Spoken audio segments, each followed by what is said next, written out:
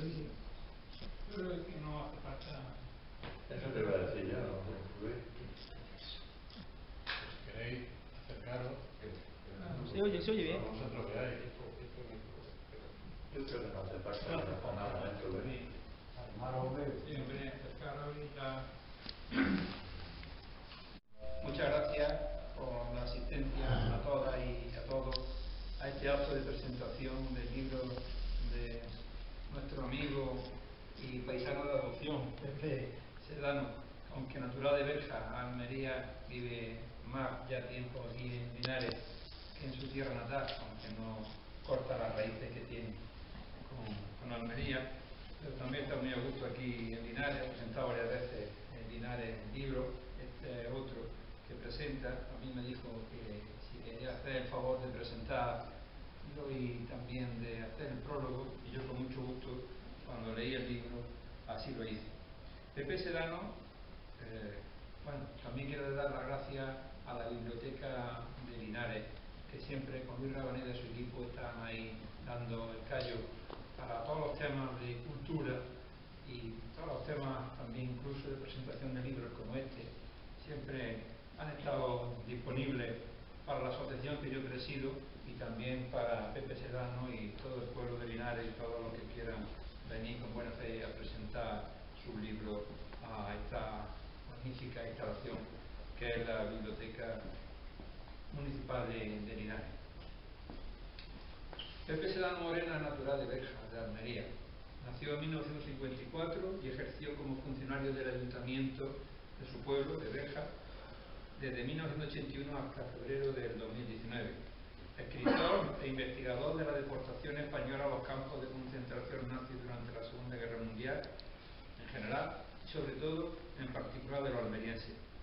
Terminó su estudio de magisterio en 1977, pero no ha ejercido como maestro, fruto de una decisión personal tomada al año siguiente de terminar la carrera universitaria de magisterio. Miembro fundador en 1997 del Centro Virgitano, el gentilicio de Berja, de estudio histórico, organismo autónomo administrativo tutelado por el Consistorio Virgitano y miembro de pleno derecho del Departamento de Historia del Instituto de Estudio Almeriense de la excelentísima Diputación Provincial de Almería.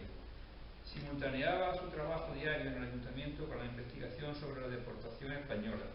Dicha investigación comenzó en 1981, cuando tuvo conocimiento de que vecinos de Berja habían muerto en campos de concentración nazi, en concreto, sobre todo, Mauthausen, en Austria. Sedano Moreno ha sido uno de los investigadores pioneros del fenómeno de deportación en España. Cuando no había ninguna información en este país sobre este tema, los primeros ejemplares de bibliografía sobre esta realidad le llegaron desde Francia. Aprendió alemán en la Escuela Oficial de Idiomas para comprender mejor los documentos sobre los temas de los deportados españoles en los campos de concentración y exterminio nazi. Una intensa correspondencia mantenida con media Europa le ha posibilitado entrar en los libros de recepción del campo de concentración de Mauthausen, donde estuvo la mayoría de los deportados españoles.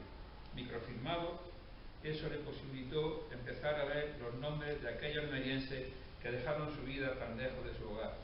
Comprometido con la memoria histórica, tanto de su Berja natal como de la comarca de la Alpujarra almeriense, donde vive, compartiendo su tiempo con Linares, ha dado conferencias a alumnos en el Colegio de Nuestra Señora de Gado, en Nerja, así como en los institutos de secundaria Sierra de Gado, también de Nerja, y Carmen de Burgos, de Huerta, de Almería. También en infinidad de institutos de educación secundaria de la provincia de Almería, en Linares, Valencia y en la Diputación Provincial de Jaén. También en la sede del PSOE de Berja y Elegido y la de Comisión Obrera de Almería. Ha publicado infinidad de artículos en revistas, en internet y programas de feria, así como gran cantidad de libros, entre los que destacan Sin Misericordia con José Serrano, El infierno y sus puertas, Mauthausen, Treblinka, Sachsenhausen, Ravensbrück, Mis conversaciones con el deportado Amadeo Sinca y Dante Alighieri, José Barón, muerto por Francia, el que presentamos hoy, Bajo la sombra de cuatro banderas, y deportado a Dachau y sobrevivió. Pepe Sedano ocupa ya un lugar destacado en la historia memorialista democrática contemporánea por la cantidad y calidad de buenos libros escritos para reivindicarla. Partiendo de su pueblo, Berja, y de otras localidades de la provincia almeriense, desarrolla una elocuente demostración de su labor global en defensa de las víctimas y contra la barbaridad y atrocidades cometidas por el fascismo durante el siglo XX, lleno de violencia indómita, como expone en este texto que hoy presentamos en Linares bajo la sombra de 4 banderas, donde analiza la vida rocambolesca de Francisco José Mas Pérez, un virgitano en la tormenta, participante en la lucha por su supervivencia y por la libertad, pues gracias a él y a tantos como él y ellas, hoy podemos disfrutarla. No lo olvidemos y defendamos este derecho inalienable que todo hombre y mujer ha de tener, que se resume en una memoria democrática y su anclaje, la Declaración de Derechos Humanos. Tiene la palabra Pepe Sedano. Muchas gracias. Gracias, Miguel Ángel. Vamos a ver. Esto salirá ahora. Bueno, buenas noches, muchísimas gracias por la asistencia. Darle otra vez mi más cordial enhorabuena a Luis, el bibliotecario, por el magnífico sitio que ha hecho para que más de uno vengamos aquí a estar un rato con vosotros y explicarnos los proyectos y de una vez unos realizados y otros por realizar en relación con los libros. Dicho esto, vamos a empezar con el tema que nos ha traído aquí. Antes quiero decirles que estos libros que yo estoy publicando últimamente y los que están por salir, que todavía me quedan 4, uno ahora mismo está maquetándose en la editorial, son frutos de artículos que en su día yo escribí cuando estaba en la Casa de la Cultura para una revista que se edita en el Ayuntamiento de Berja, que es la revista del Centro Vegetano de Estudio Histórico, que se llama Farba. Pero claro, mis artículos eran como mínimo de 70-80 folios en A4 y en realidad pues son excesiva paginación para una revista que, aunque la revista tiene 400 páginas en A4 a 2 columnas, pues no solamente escribía Pepe Sedano, sino que éramos más. Entonces había que meterle la tijera, cosa que no gusta, pero no quedaba más remedio, y se metió la tijera hasta donde se pudo. Entonces, cuando eso pasaba, yo me dije que algún día yo publicaría los artículos completos, pero desde que se escribieron hasta hoy han salido una pila de información, una cantidad enorme, está en internet y en bibliografía, no solamente en internet, sino también en libros que han ido publicándose a posteriori de cuando yo empecé en los años 80. Y entonces, pues cuando me jubile, si Dios quiere, pues empezaré a disfrutar de lo que he hecho y de lo que está por hacer. Fruto de eso, pues ha sido mi libro. Este es el 4 que publiqué. El 5º también está aquí en la biblioteca. El 6º también. Perdón, este es el 5º. El 6º también está en la biblioteca. Todos mis libros están en la librería Entre Libros, aquí en Linares, por si alguno está interesado en conocerlos. Y quise hacer una cosa que perdurara, no solamente en cuestión de las tripas que tiene, de la historia que cada uno representa, sino incluso en la edición. Son todos libros de pasta dura, forman una unidad porque son como si fuesen una colección. Todos los libros son el mismo formato y las mismas hechuras. Lo único que varía, pues claro, es de lo que va la cosa. Pues dicho esto, vamos a empezar con Bajo la sombra de 4 banderas. Francisco Mas Pérez, un virgitano en la tormenta. Este hombre nació en Berja, en un barrio que se llama San Roque, que está a unos 2,5 kilómetros, 3 kilómetros, en octubre del 7, como vemos ahí, de 1907, y murió en septiembre del 95, con 80 y tantos años. La historia de este hombre yo la desconocía, pero un amigo que tengo en el ayuntamiento, que es policía, bueno, todos los amigos que han trabajado conmigo lo siguen siendo, y este era un policía local, y que lo sigue siendo, y me dijo en una ocasión: Pepe, tengo una historia muy rocambolesca de un tío abuelo mío, que lo mismo hasta te interesa conocerla.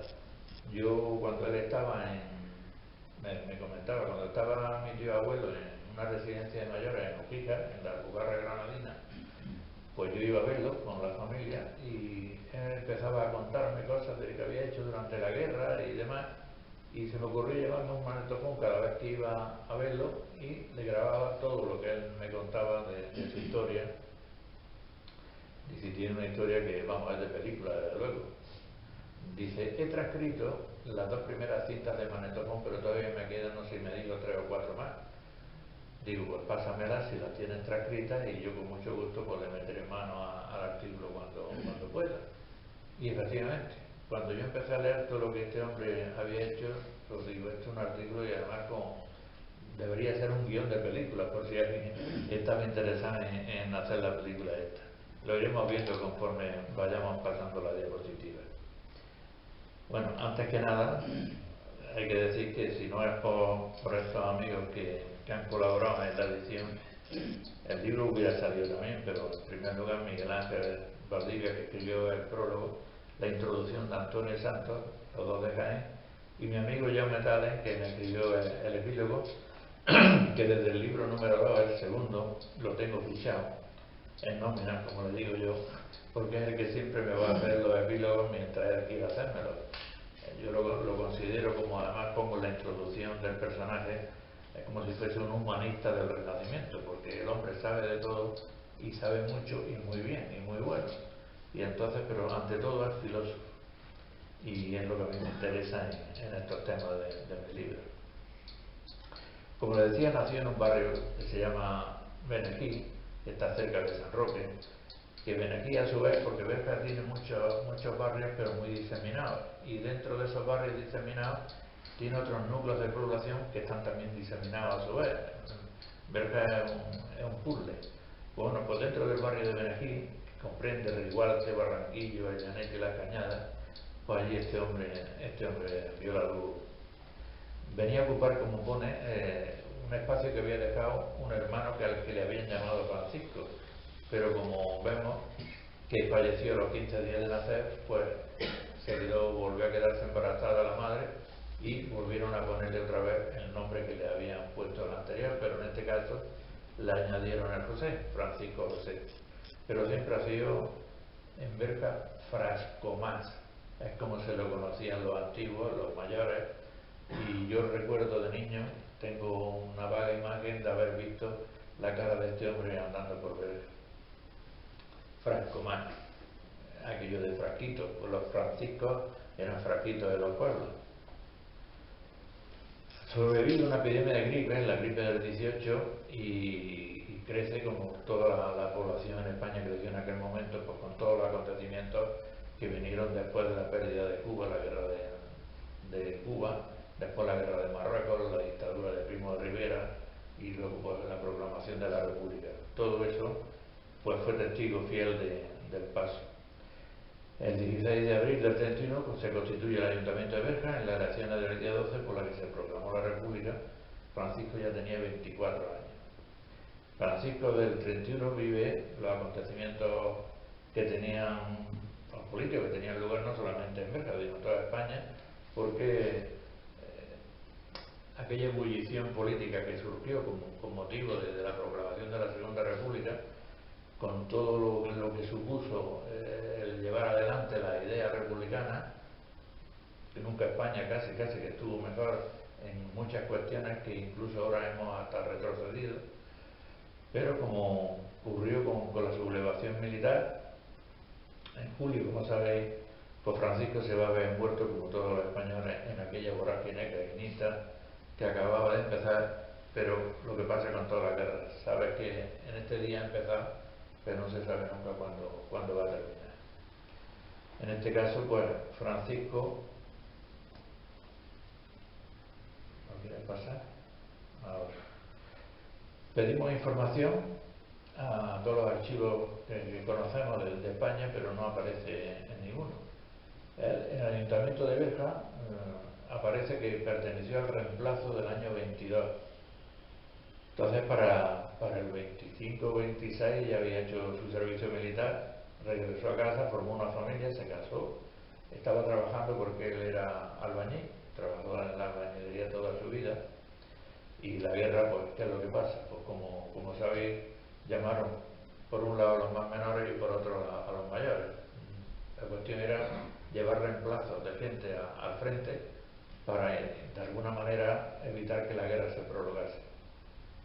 El golpe militar falló, el golpe de Franco, y por eso se llegó a la guerra. Si hubiera triunfado, pues en poco una semana o 2 semanas, pues hubiera vuelto todo a los 40 años que luego tuvimos después de la guerra, pero no hubiera habido por lo menos tantas muertes y tanta represión como hubo después de la guerra, que hubo más muertos por la represión que muertos durante las campañas militares. Y lo llamaron, como a tantos, 2 meses antes de cumplir los 29 años, lo que fue la llamada Quinta del Saco. Los más jóvenes fueron la Quinta del Biberón, como sabéis. Primero fue una sublevación, como la llamamos, y luego fue una cruzada. La primera cruzada, España orientadora del espíritu del mundo, cualquier cosa. El pretendido golpe de Estado militar no resultó y, como sabemos, por la guerra fue imparable. Y llegaron las batallas. Guadalajara, Brunete, Teruel, el Ebro y tantas y tantas. Unas más grandes, otras más pequeñas, otras batallas dentro de una gran batalla. La batalla del Ebro, por ejemplo, sabéis que empieza en julio y termina casi en octubre, noviembre del 38. La batalla de Teruel tuvo otras batallas. La batalla de Alfambra, por ejemplo, que fue donde se utilizó la última carga de la caballería española por las tropas de Franco. Allí también tengo otro libro que saldrá sobre uno de Berja que estuvo en aquella batalla. Lo dieron por perdido, pero no es por perdido, es que por la noche fueron a recoger a muertos y armas que habían dejado después de una batalla, perdieron la referencia y se metieron en la boca del lobo. Cogieron los nacionales y se lo llevaron, lo dieron por desaparecido y a los 5 años apareció en su casa. Ese además va a tener un título muy bonito porque se llama Haciendo la Luna en la 96 Brigada Mixta del Ejército de la República. Sabéis que haciendo la luna es cuando los maletillas se iban en las noches de luna llena a dar 4 pases a los toros en la dehesa.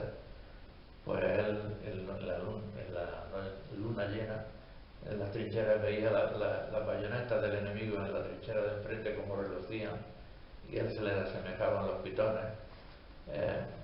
Una metáfora de vida muy bonita. Las 96 brigadas mixtas que le llamaron la brigada de los toreros, porque la mayoría de los mandos eran toreros de segunda, gente del mundo taurino, como eran los picadores, banderilleros, todo lo que estaba relacionado con el mundo del toro. Y por eso le pusieron la brigada torera. Fue ahí donde fue a hacer la guerra. Viador primero en Almería y después el hombre pasó por muchos sitios donde fueron llevándolo. Galapajar, el Barranco de las Moscas, Villanueva de la Cañada, en Teruel.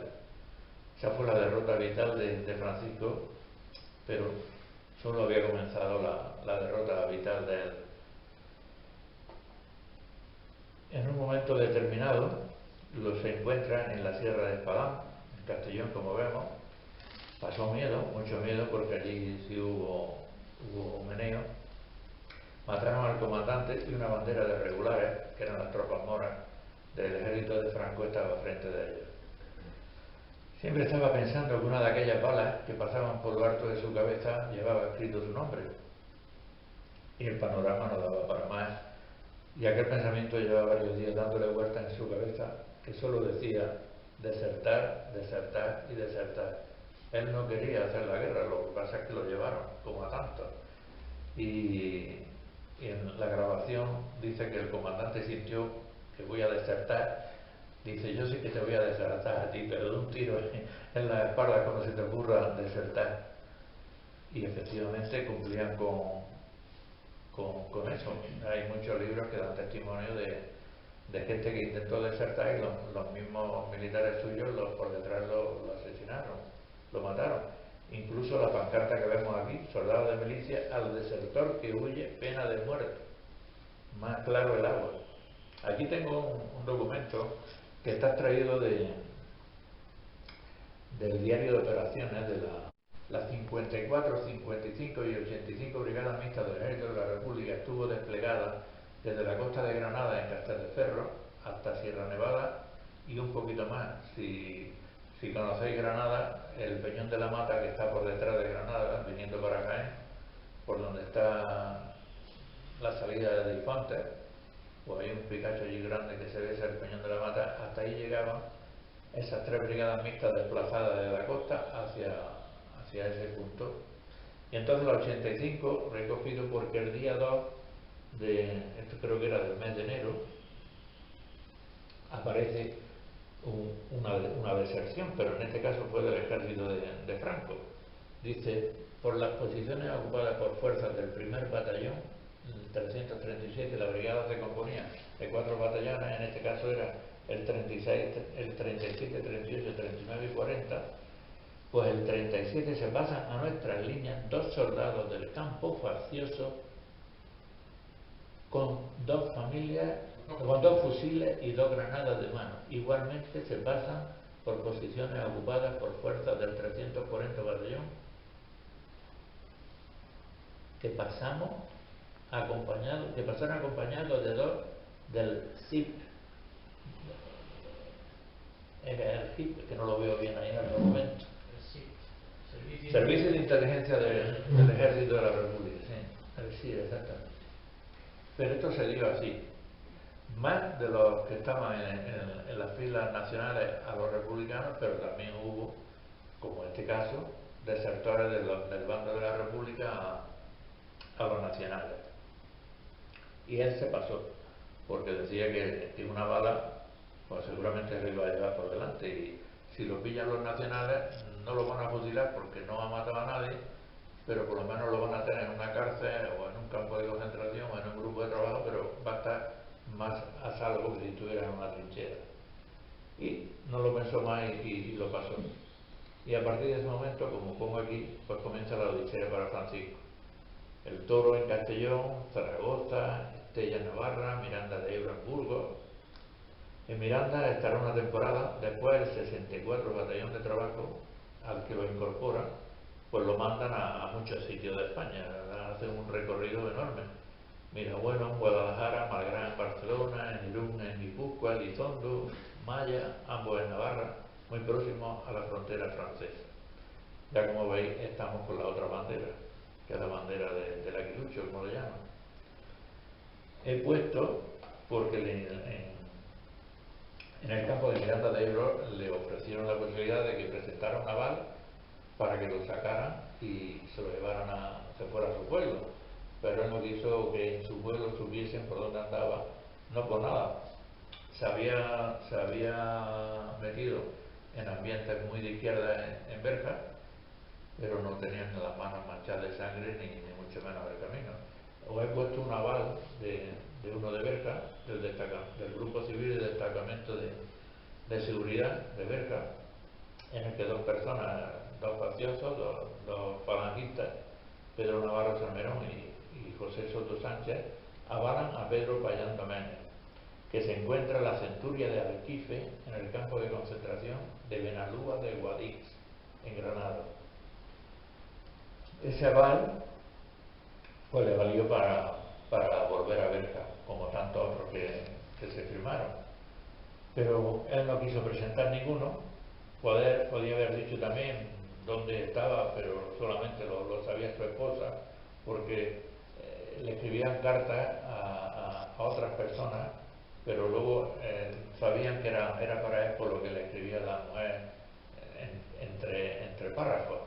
Sabían interpretarse, aunque todas las cartas pasaban la censura antes de entregárselas al interesado, tanto cuando llegaban como cuando salían, más que nada para que no le dieran información al enemigo. Y entonces este hombre pues empezó a darle que pensar, estando tan cerca en Navarra de donde estaba.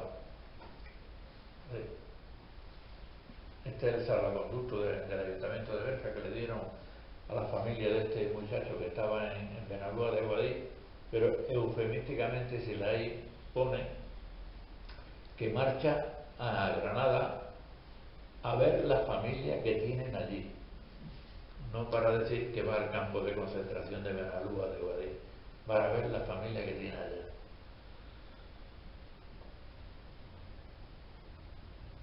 He querido poner eso para que veáis toda la documentación que generó, hay otras muchas más desde luego, que generó la administración de Franco después de la guerra.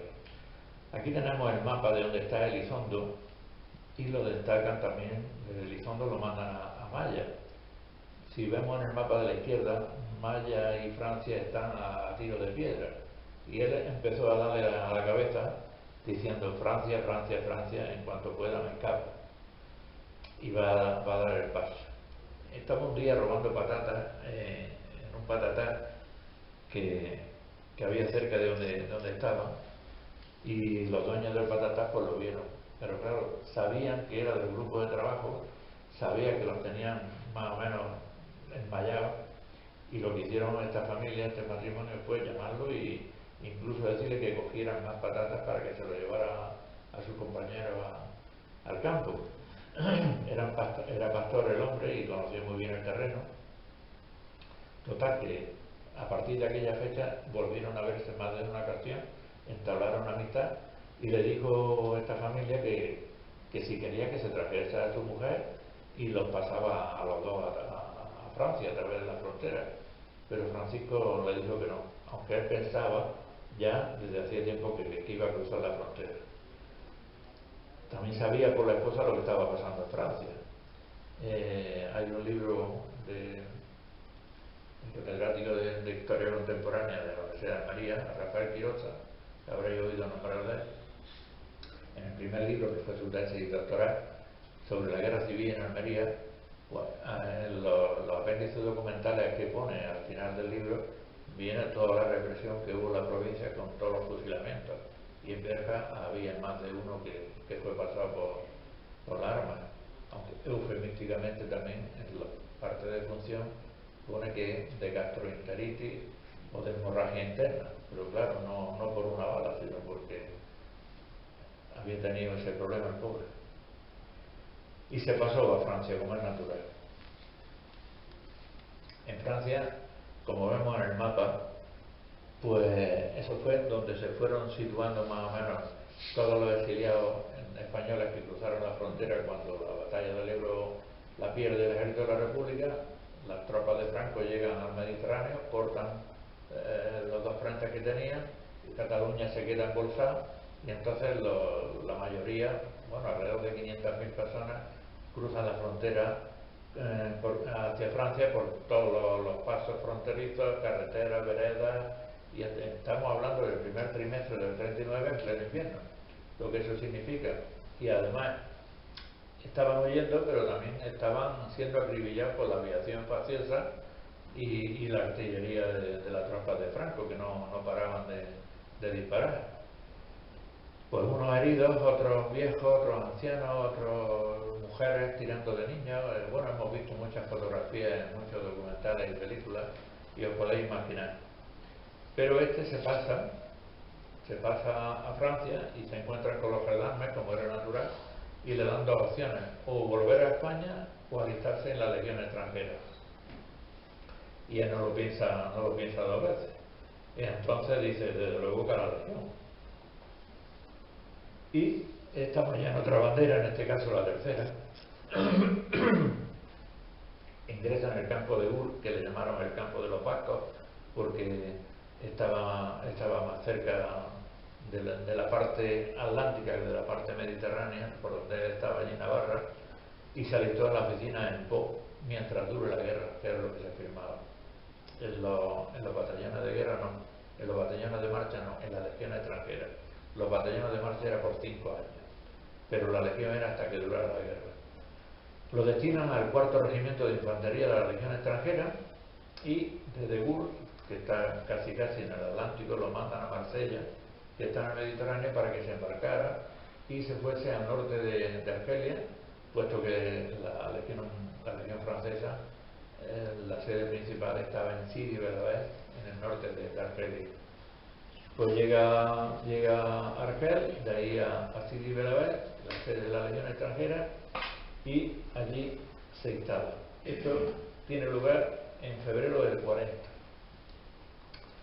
Aquí lo vemos en la fila del centro, el primero por la derecha, era un tiarrón, y en la foto que está a caballo, el primero que está montado a caballo por la izquierda. En la Legión extranjera en Argelia no participó en ninguna acción militar, sí tuvieron muchas acciones, dijéramos, de entrenamiento y de prepararse para lo que podría venir después, que no llegó, aunque sí hubo desembarco en el norte de Argelia. Entonces tuvo la suerte, sin querer, la vida le dio un soplo, porque resulta que el Estado Mayor del Ejército francés estima que van a disolver esa unidad, el cuarto regimiento de infantería, para crear una división blindada a la legión extranjera. Y entonces, en septiembre de ese mismo año 40, disuelven esa unidad y le dan la opción de que se aliste en la nueva división que se estaba formando.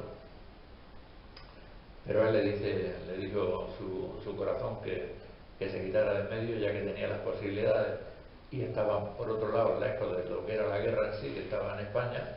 Pues no se lo pensó dos veces y desde luego que dijo que no. Se quedó un tiempo en Sidi Belaber, muy poco, porque estaba sintiendo ya los cañonazos de Rammel en Libia, que estaba al lado, perdón, en Túnez, y dice, después de Túnez viene Argelia, pues yo más lejos. Y no lo pensó dos veces y se fue a Casablanca, Marruecos. En Casablanca, al principio se buscó la vida como pudo en lo que él sabía hacer, que era la albañilería. De hecho, al final veremos que casi que le salvó la vida. Pero Casablanca lo estaba esperando. Como vemos en el Telegrama de Río, un periódico que se editaba en Ceuta, el Telegrama de Río, pues anuncia en el 42, en noviembre del 42, que fuerzas norteamericanas desembarcaban en África del Norte, precisamente en Argel y Orán, donde él había estado antes. Y se quitó del medio, afortunadamente, con tiempo, y estaba en Casablanca cuando pasaba eso. En Casablanca tuvo conocimiento de que habían reflotado un barco, que la última bandera que tenía era la bandera de Dinamarca, un barco danés que había estado encallado, lo reflotan y lo ponen en condiciones de que se haga a la mar, y ya estamos en la última bandera, la inglesa. Pues se enrola en este barco, en el Estorá, en el Estorá era un barco mercante que en principio iba a hacer la línea de Gibraltar a Cádiz, y luego de Cádiz ya dirían qué otra línea le iban a dar. Y entonces no lo pensó dos veces, se enrola y el barco efectivamente parte de Casablanca hacia Gibraltar. En Gibraltar se lo piensa bien y mejor y se queda en Gibraltar, por algo que se le pasó por la cabeza, porque al hacer la escala él se baja y estuvo en la roca casi un año. Mientras tanto, el Estorá, que había seguido rumbo hacia Cádiz, en el país de Gales, resulta que en el Canal de la Mancha, en principio en el artículo lo puse como si fuese un submarino el que había hundido el Estorá, pero realmente no fue un submarino. Las nuevas informaciones que aparecieron a posteriori de la publicación del artículo en la revista, pues nos dijeron que no había sido un submarino, sino patrulleras alemanas, lanchas rápidas que eran torpederas. El tiempo que está en la roca, el año, pues resulta que aparece otro barco y se lo pensó mejor, el SS Alex, y se enrola en el Alex, que iba a hacer la línea de Cádiz a Gibraltar, pero de Cádiz a Gibraltar no volvía otra vez a Cádiz, sino que iba a Malta. Y el hombre pues se enrola, aunque luego lo veremos también al final en otro barco, el WWT Wirral, pero eso fue esporádicamente. Esa es la lancha torpedera que fue realmente quien hundió el Estorá y dos barcos más, el Doña Isabel y el SS Swan Queen, el Reina de la Espuma. Las letras SS, las palabras en inglés de steamship, que significa barco de vapor, pero eran barcos de vapor que los artillan para que acompañen a convoyes militares que estaban haciendo la ruta con material bélico, desde luego para las tropas que estaban sobre todo en Malta, Malta, incomprensiblemente, el ejército alemán no conquistó esa isla nunca, no sé por qué, pero a los aliados le vino como de maravilla porque es un portaaviones que tenían en medio del Mediterráneo que podían atacar por un lado al sur de Italia y Sicilia y por otro lado al norte de Francia, donde estaba el Afrika Korps, hasta que después de la batalla del Alamein las tropas alemanas se retiran del norte de África y se van todos para Europa. Esa es las lanchas patrulleras francesas. Como vemos, ese fue el lugar donde hundieron al Estoril, y las 3 clases de patrulleras alemanas que tuvieron, no sé cuál de ellas fue, pero una de esas 3 eran rapidísimas, tenían 8 tubos lanzatorpedos y se lo cargaron. Francisco, como pongo ahí, durante el último año de la guerra la pasa embarcado, llevando material bélico en convoy a la isla de Malta, único reducto aliado en el Mediterráneo entre las costas aliadas y el Afrika Korps. Este documento que viene a continuación,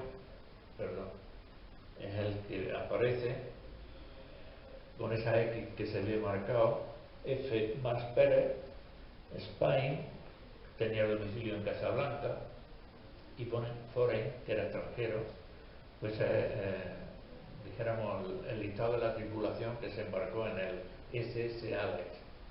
Y ahora vemos la última nómina de Francisco, que es la que firma el 24 o 29 de junio del 45.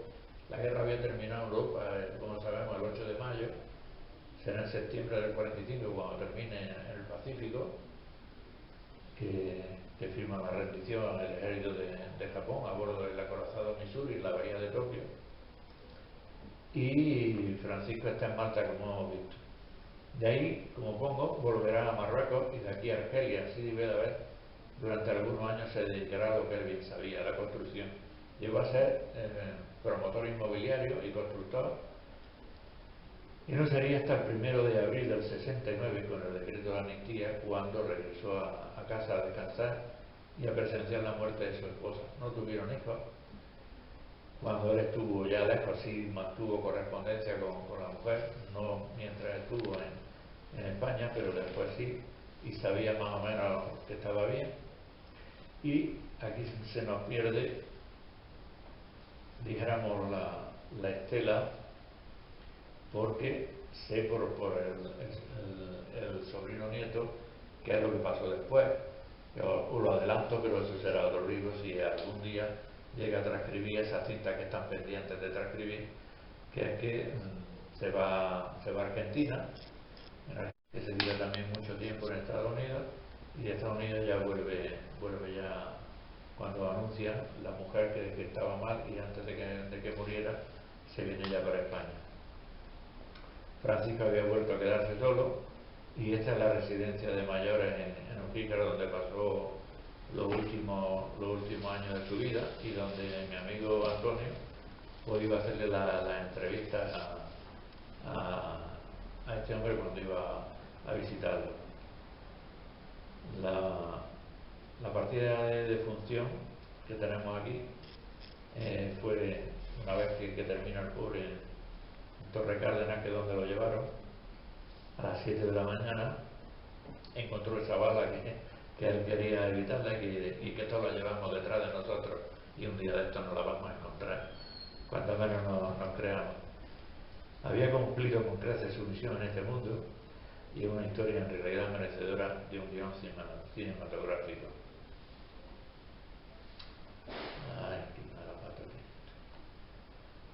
Seguramente nunca se hará un guión cinematográfico sobre la rocambolesca vida de Francisco, pero al menos sí fue un artículo de la revista Faro, como he dicho, y hoy pues también un libro, que le estoy presentando. Pues muchísimas gracias por su asistencia, y si quieren preguntarme algo, pues estoy a su disposición. Muchas gracias, de verdad. Es una historia muy bonita, tiene mucho que contar. Yo lo que pasa es que la he resumido muy resumida, que tiene más anécdotas que contar, que tampoco la he querido meter en el libro, porque entonces hubiera salido un tocho de una paginación enorme. pero tiene una historia rocambolesca. Y ya te digo que si alguien se atreviera a hacer un guion cinematográfico, seguro que tenía, bueno, si lo cogiera Spielberg, claro, Spielberg hace maravilla. ¿Alguna pregunta, por favor? Sí. Dígame. Hay una cosa que no sé si tiene usted datos sobre Canfranc. Canfranc, no, lo único que le puedo hablar de Canfranc es que sirvió para que pasara el oro que traían los alemanes, que hubo también mucho espionaje alemán en Canfranc, pero poca cosa. Bueno, también cuando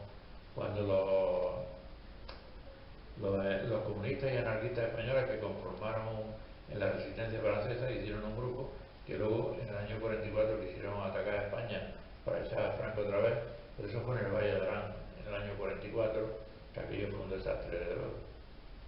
Pero en Canfranc no hay mucha documentación sobre Es que Canfranc. tengo entendido que en Canfranc también se dieron el paso de niños judíos. Pasó alguna gente, y sobre todo también pasaron algunos pilotos que habían sido derribados en el sur de Francia, los pasaron a España para llevarlos a Portugal, para que de Portugal volvieran otra vez a Inglaterra. Es que tengo un amigo que es escritor, Ajá. Antonio Piñá, y se está haciendo una serie de novelas en el mundo judío. Sí. Y entonces él hace alusión a Canfranc. Seguramente que Aparte pasaron por de ahí. todos los campos de concentración que se le ha corrido. ¿De los franceses o de los nazis? De los nazis. Ah, de los nazis. Yo estaba en Mauthausen, en Auschwitz 1 y en Auschwitz 2 Birkenau. Nada. Que no es poco papo. Sí. Pues, es que si ir a todos los campos es imposible, porque eran decenas y decenas, y haría falta una vida entera para patearse todo eso. Nada más que los principales, si contamos con los que primero se erigieron, como fue Dachau al lado de Múnich, Buchenwald al lado de Weimar, Ravensbrück a 90 kilómetros al norte de Berlín, Sachsenhausen a 70 kilómetros al noreste de Berlín, Neuengamme, que estaba por debajo de Sachsenhausen, Rosen, que ya estaba en Polonia.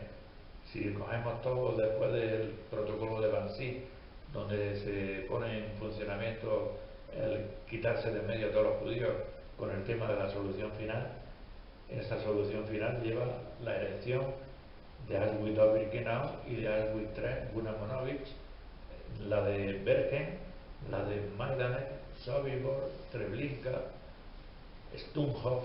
Bueno, ¿por qué quiere que le diga?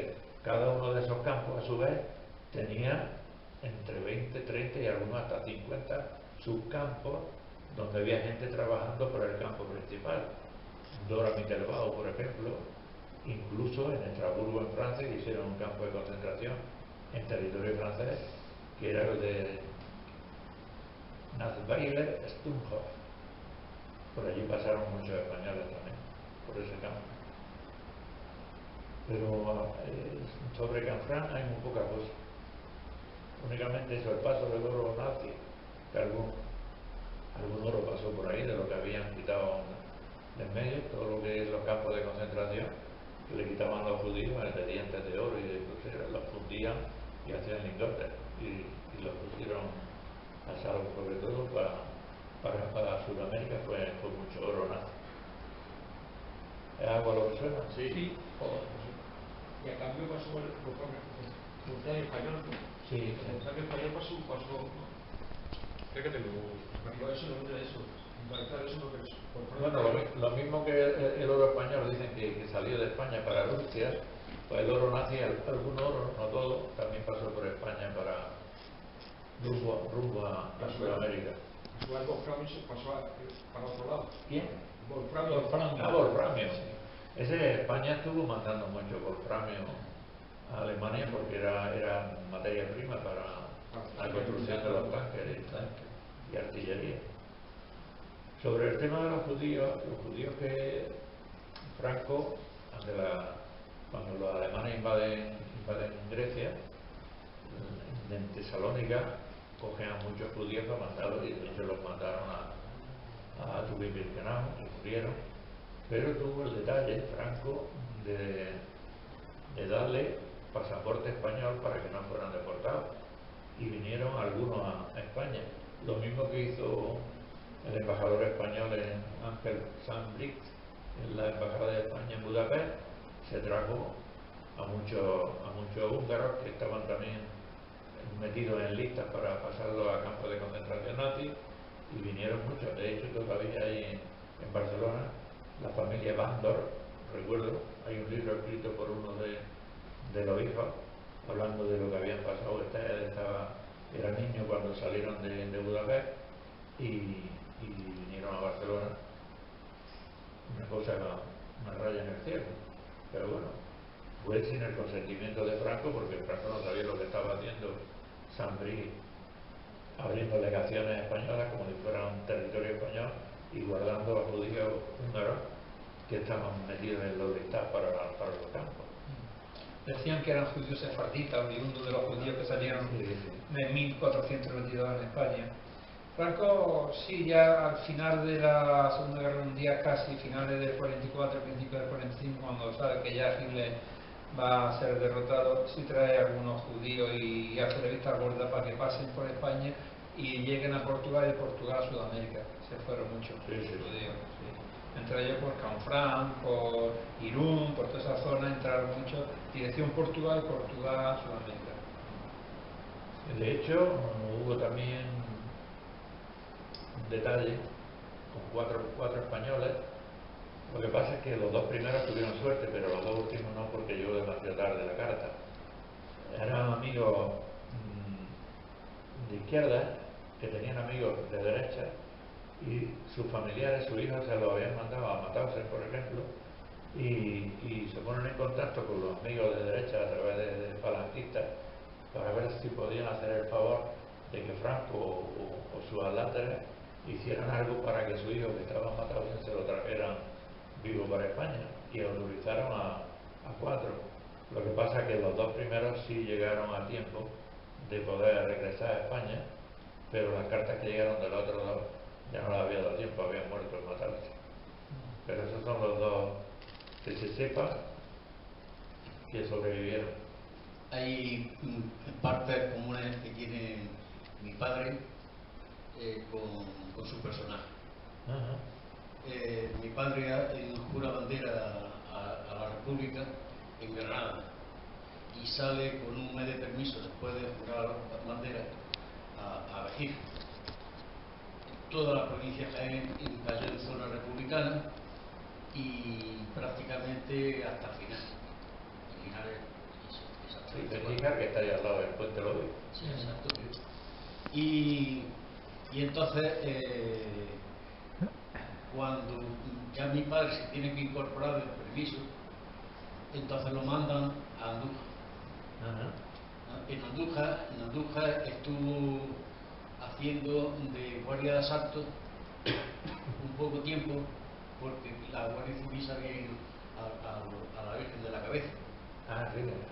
Y entonces faltaba fuerza, y cogieron fuerza regular y la vistieron de guardia de asalto, le instruyeron, pero realmente mi padre fue al frente de Andújar y le pilló el tema de la Virgen de la Cabeza. Y ya después pues se fue, lo llevaron para Belchite, Teruel, toda la... ¿Pero sobrevivió la guerra? Sí, sobrevivió la guerra. Se fugó 2 veces que lo cogieron los nacionales y lo pudieron haber matado. Y de eso tiene mi padre, tenía el expediente en Salamanca. Sí, Salamanca es el centro documental de la memoria histórica. Cada vez que lo cogieron los nacionales, pues todo ese expediente lo pasaron allí. Entonces yo me he hecho parte todo lo que hay ahí está a disposición de quien lo siga. Sí. Y si no, pregúntale a... Que se ha estaba allí bastante medio archivo con la 24 que queda lista. hasta que salió el juicio en el 51. Ajá. Pero se chupó 2 años de cárcel en Baeza, la Modelo. En la modelo de Barcelona. Habilitaron la Magdalena, un convento, Ya. y en el convento estuvo, como decía, en el seminario. Él por lo menos pudo contarlo, pero es verdad. tanto saliéndonos por el camino.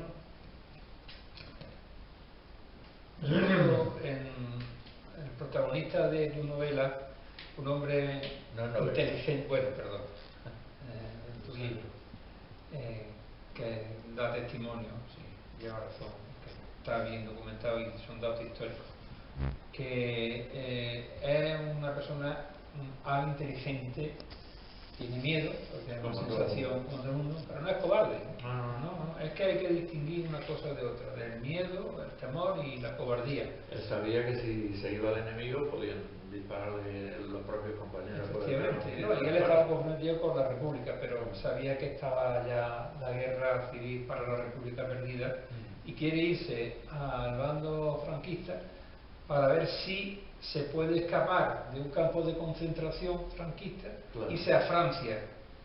Y de Francia, que ya sabía que venían los alemanes en junio del año 40, sale para Argel, y de Argel, cuando van a llegar también Roma y los alemanes allí desde Túnez, se va a Casablanca, de Casablanca a Gibraltar, y así está dando tumbo hasta que no amnistía, Franco nunca dio amnistía, fue un indulto general, Sí, es sí. un matiz muy importante.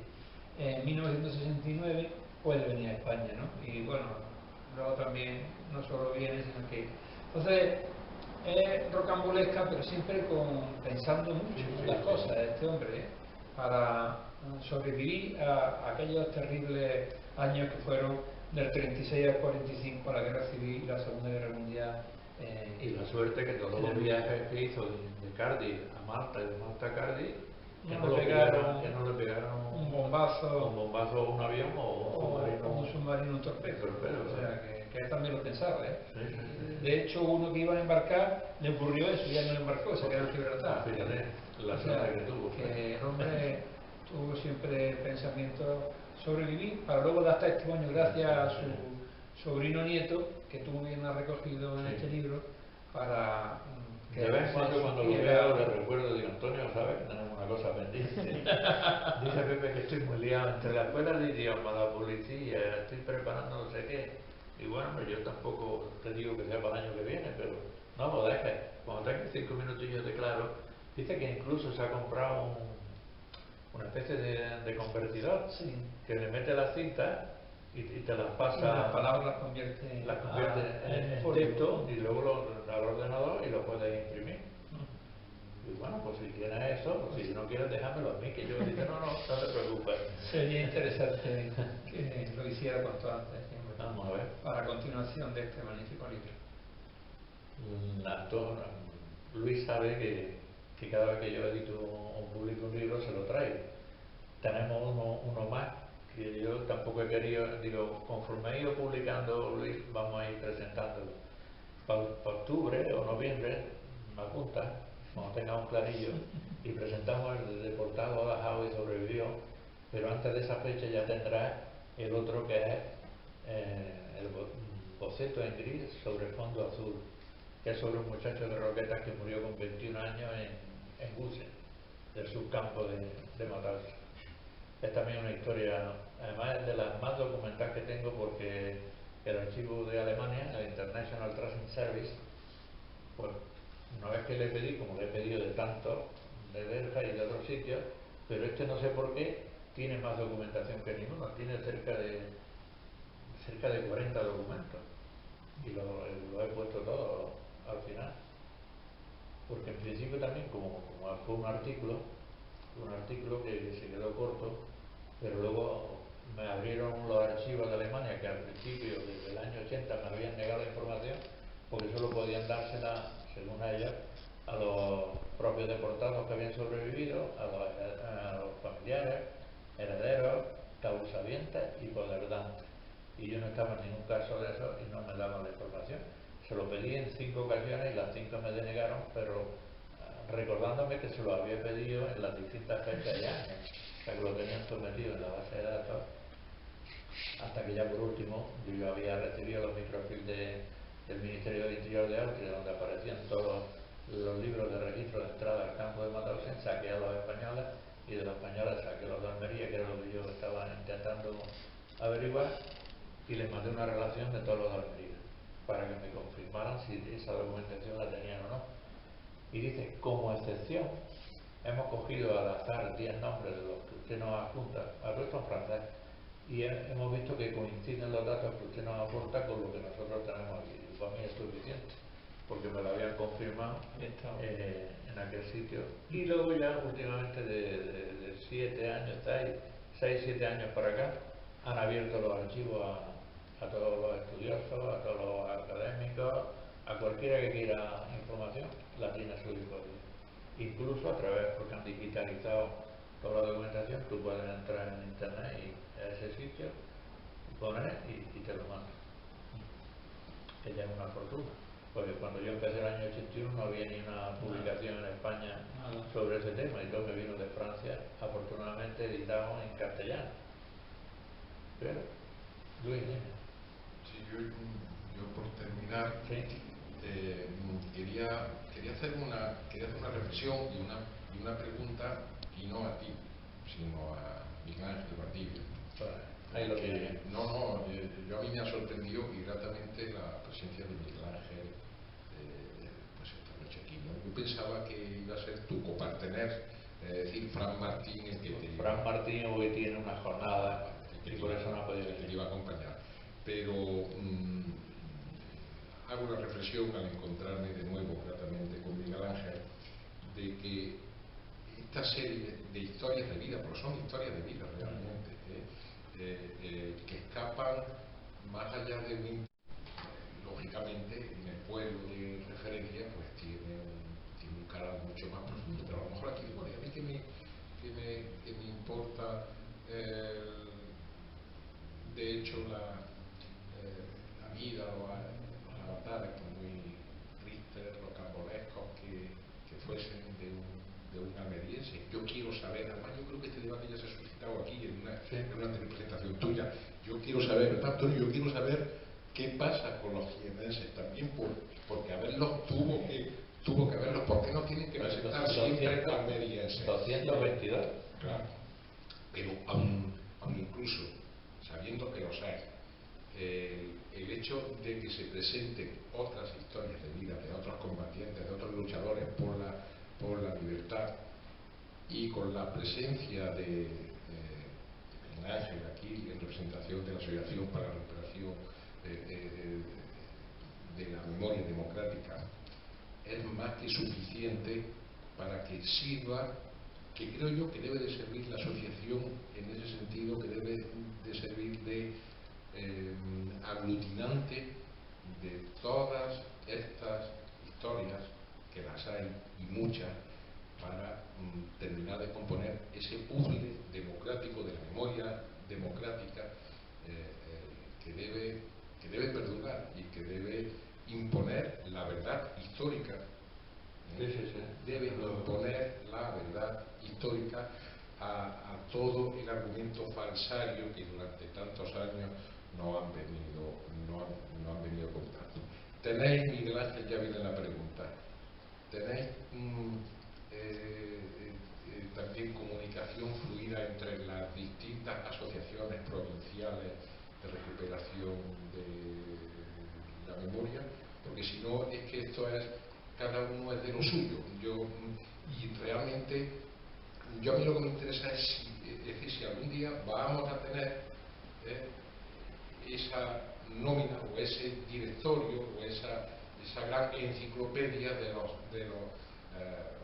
deportados. Ese libro de memorial, Luis, perdona. Ese memorial, efectivamente. Ese libro de memorial está ya publicado. Se publicó en el año 2006 y lo publicó el Ministerio de Cultura, con Benito Bermejo y Sandra Checa, que fueron los dos que se fueron a Francia a visitar a todos los deportados españoles que estaban vivos y a ya no solamente eso, sino visitar todos los archivos departamentales para ir sacando información de todos los españoles que habían pasado por los campos nazis. Es verdad que últimamente han salido 4.000 y pico que no aparecían en ese libro, han aparecido nuevos en distintos sitios. Es un libro que se está haciendo porque cada día salen cosas nuevas, pero el grueso de la información está en ese libro, que es donde hemos bebido los que nos dedicamos de alguna manera a los campos de concentración nazi. De vez en cuando hay locos por ahí, y no me inventaré yo porque estoy una mirilla tocado, pero no del todo. Hay un tal Antonio Muñoz, que es profesor en una universidad de Setúbal, me parece que es de Lisboa, que está con Peter Gaida, otro que está en Alemania, y van sacando a través de Facebook muchas cosas que yo hoy he copiado, por ejemplo, 15 documentos, 15 listados, o un listado con 15 folios de desertores españoles en grupos de trabajadores extranjeros. Cuando los alemanes invaden Francia, esos españoles que estaban en campos de refugiados franceses se alistaron en las compañías de trabajadores extranjeros, las CTE, para reforzar las fronteras con Alemania. Al invadirla y Alemania hacerse cargo de la mitad y la otra mitad Petén, pero en realidad era Alemania la que estaba en todos lados, ya no hay compañías de trabajadores extranjeros, sino que crean grupos de trabajadores extranjeros, que son los que van a engrosar las filas de la organización TOT, que es la que va a construir todas las bases de submarinos que hay en la costa atlántica francesa y todo el muro del Atlántico, en Normandía y hasta Calais y Dunkerque. Esos son españoles. Bueno, pues de esos grupos de trabajadores hubo muchos que se quitaron de medio cuando pudieron, que son los desertores. Pues hay un listado que lo ha publicado esta mañana Peter Gaida y yo lo he copiado. Digo, no me entretenía en buscar a ver si había alguno de Berga o de Almería, pero seguro que pero eso está ahí. Documento, claro. Y cada día está saliendo cosas nuevas. Pero ese documento que tú dices ya está hecho. Ahora falta actualizarlo porque han salido cosas nuevas. Hay gente nueva que no se sabía que había muerto en un campo de concentración y ha aparecido. Ahí aparecen 4.000 y algo de todas las comunidades de España, incluso de muchos otros países que les pilló la guerra aquí y se enrolaron, no ya en las brigadas internacionales, sino que hicieron la guerra no por su cuenta, sino que también pasaron la frontera francesa quitándose del medio y los alemanes lo llevaron a campos de concentración. Contestándole a Luis, la Asociación de la Memoria Histórica de la Provincia de Jaén es cierto que está coordinada con las 8 provincias andaluzas y con las asociaciones que hay en total 25, integrada en una coordinadora andaluza de memoria democrática. Desde el año 2018 que la formamos en Ronda, ya formamos la directiva de la que yo pertenezco. Bueno, estamos muy relacionados, sabemos lo que sacan de libros, exhumaciones, fosas, en todo, y claro, eso nos ha venido muy bien. Pero venimos de publicar un libro y nos pilló para presentarlo en la pandemia, Antonio Santos, Gabriel y yo, que el día 27 vendremos aquí a presentarlo en Linares a las 8 de la tarde, y nos ha llevado un montón de tiempo, sobre todo Antonio, que lo inició y llegó a la asociación. Mira, que tengo este libro, que tal, que la mayoría son de Jaén, de las 24 brigadas, de los 2.000 que hay, casi 1.000 son de la provincia de Jaén y tal. Está el comandante Feijóo, que era de aquí de Linares, del cual hablaremos el día 27 más profundamente. Y bueno, pues vamos a ayudarte porque es muy interesante este libro para que se conozca, no solo de Jaén, sino gente de Linares, de Almería, de Córdoba, de Granada, de Málaga, forma la 24 brigadas. Hasta de Cárcher. Hasta de Cárcher, que así hace muchísimo, que me sorprendió gratamente que en un pueblo tan pequeño se apuntaran voluntariamente muchísimos jóvenes, sobre todo pertenecientes a la Juventud Socialista Unificada, como en Almería. En Almería la Juventud Socialista Unificada era la mayoría y fueron las que defendieron Almería de los intentos de golpe de Estado el 18 de julio del 36, que bajaron de los barrios al centro para acabar con el golpe de Estado que algunos facciosos querían dar en Almería. Y luego la labor que hicieron, por ejemplo, las 24 brigadas estuvieron en Jarama, estuvieron en Morata, allí en el Pingarrón, que es un monte, y allí murieron muchísimos de Almería. Y sabes que de los 24, y Antonio también lo sabe, de las 24 me los encontré porque Antonio me dijo búscamelo en Mauthausen y allí me los encuentro. Y también incluso hay una persona que sobrevivió, tú sabes, que hizo una conferencia Exactamente, Francisco Ortiz. en la Casa de la Cultura, y hay uno de los 24 protagonistas que sobrevivió al campo de Mauthausen. sí, sí. Benito, no me acuerdo ahora de la... Benito Bellido. Bellido. Sí. Y o sea que estamos muy... Yo tengo documentación no solo de los que se fueron a Francia y estuvieron en un campo de concentración y de exterminio nazi, Mauthausen, la provincia de Jaén, pero también tengo documentación de los que emigraron a México, muchísimo.